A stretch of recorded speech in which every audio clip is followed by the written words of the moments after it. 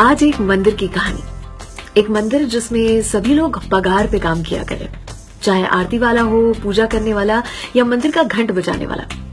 मंदिर का घंट बजाने वाला जो इंसान था वो आरती के समय ऊपर वाले में ऐसा लीन हो जाया करता कि उसे देखना बहुत अच्छा लगता। हर कोई जो दर्शन के लिए आता साथ ही इसकी भक्ति के दर्शन जरूर से करता और मुंह से निकलता वाह।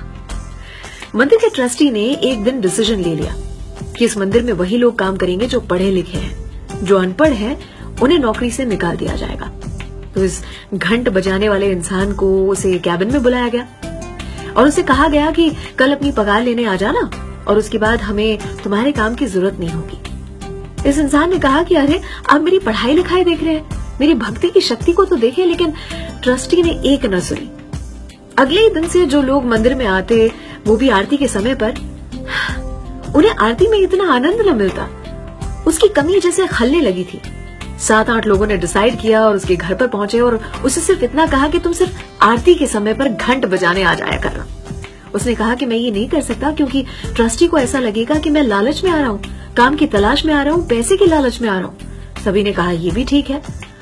तो एक तोड़ निकाला कि मंदिर के ठीक सामने उसे एक दुकान खोल कर दी जाए और कहा कि पूरे दिन तुम वहां पर काम करना, सिर्फ आरती के समय पर तुम घंट बजाने आ जाया करना। किसी को ये महसूस नहीं होगा कि तुम किसी लालच में आते हो। और यही हुआ। मंदिर के ठीक सामने एक दुकान खोल दी गई और जनाब ऊपर वाली की दया से एक दुकान क्या अनेक दुकानों का मालिक बना और आगे चलकर उसने एक फैक्ट्री भी खोली। बड़ी सी गाड़ी में से उतरा करता लेकिन फिर भी आरती के समय पर ठीक समय पर घंट बजाने के लिए पहुंच जाया करता, वो भी उसी निष्ठा के साथ। काफी साल बीत चुके थे, ट्रस्टी भी बदल चुके थे, मंदिर को काफी साल बीत चुके थे तो रेनोवेशन की जरूरत थी। लेकिन नए ट्रस्टी को महसूस हुआ कि 7 लाख की जरूरत, इतना पैसा कहां से आएगा। सामने फैक्ट्री देखी, सोचा क्यों ना फैक्ट्री के मालिक से पूछा जाए। उन्होंने जैसे ही जाके ये बात बताई, उसने एक सवाल नहीं पूछा और अपनी सेक्रेटरी से कहकर 7 लाख का चेक तैयार करवा दिया और कहा कि मैं इस पर अंगूठा लगा के मेरे बैंक जाकर पैसे लेकर आता हूँ, शाम तक पैसे आपके हाथ में पहुंच जाएंगे। सामने बैठे हुए सभी शॉक थे।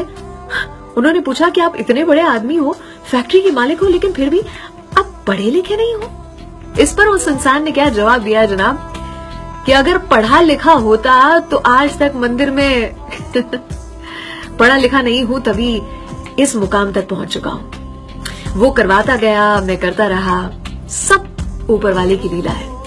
अर्थात उसके हर डिसीजन में खुश रहें, खुश दिखें, क्योंकि वो हमें वो नहीं देता जो हम और आपको अच्छा लगता है, वो हमें वो देता है जो हमारे और आपके लिए अच्छा है।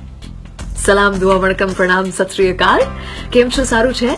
अमदावाद आखुई मारू छे। अर्चना की ओर से। हमारे स्टूडियो में तो यही रहते हैं गन्नू भैया।